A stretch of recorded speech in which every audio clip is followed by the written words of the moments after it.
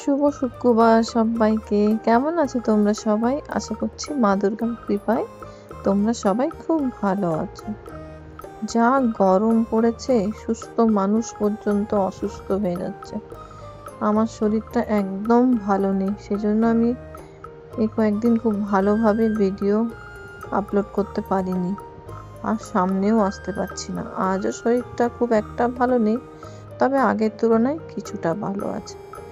গরম তো খুবই পড়েছে, আর খাওয়া দাওয়া তো বন্ধ রাখলে হবে না, খাওয়া দাওয়া করতেই হবে। তো এই গরমে কি খাওয়া যায় সেটাই সকাল থেকে ভাবছিলাম। বাবা নিয়ে এলো মাছ, তাই ভাবলাম এই গরমে যেটা সব থেকে বেশি শান্তি দেয়, জিরে ফোড়ন দিয়ে পাতলা মাছের ঝোল, তাতে আলু। এটা কিন্তু অসম্ভব রকমের ভালো খেতে হয়। তোমরা একবার আমার মতো করে বানিয়ে দেখো।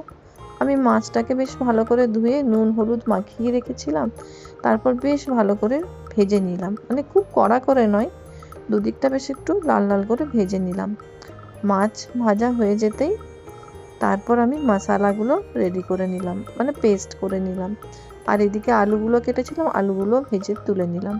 মশলাতে দিয়েছি পেঁয়াজ কুচি আর পেঁয়াজ বাটা দুটোই। পেঁয়াজ বাটা, লঙ্কা বাটা, আদা বাটা, রসুন বাটা একসাথে বেটে নিয়েছি।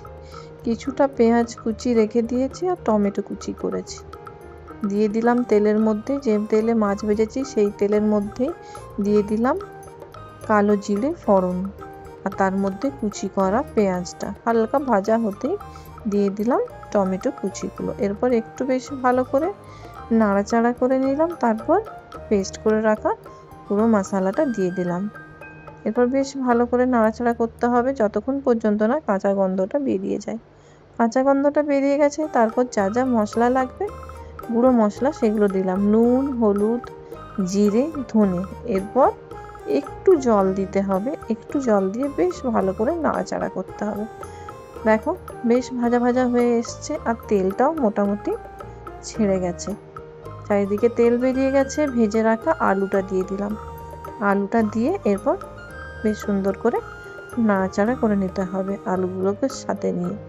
আর আমি এটা নিজের পছন্দ মতো রান্না করছি বলে আমি এর মধ্যে একটু ফিশ কারি মশলা দিয়েছি, তোমরা চাইলে নাও দিতে পারো, না দিলেও টেস্ট দুর্দান্ত হয়। এবার এটা তো পাতলা ঝোল হবে, তাই জলের পরিমাণটা একটু বেশি হবে। তারপর তার মধ্যে ভেজে রাখা সব মাছগুলো একে একে দিয়ে দিলাম। তোমরা একবার আমার মতো করে বানিয়ে খেও, দারুণ লাগবে। এই গরমের দিনে অসম্ভব মনে একটা শান্তি আসবে। আহা কি সুন্দর লাগছে। তো আলুও সেদ্ধ হয়ে গেছে, ঝোল ফুটে গেছে, আমি বন্ধ করে দিয়েছি। আর থালাতে ভাত আর মাছের আলু দিয়ে পাতলা ঝোল নিয়ে বসে পড়েছি। অসম্ভব রকমের ভালো খেতে হয়েছে। তোমরা প্লিজ বানিও, পুরো ভিডিওটা দেখো। আবার নতুন কোনো ভিডিও নিয়ে আসছি। ভালো থেকো, সুস্থ থেকো, টাটা বাই।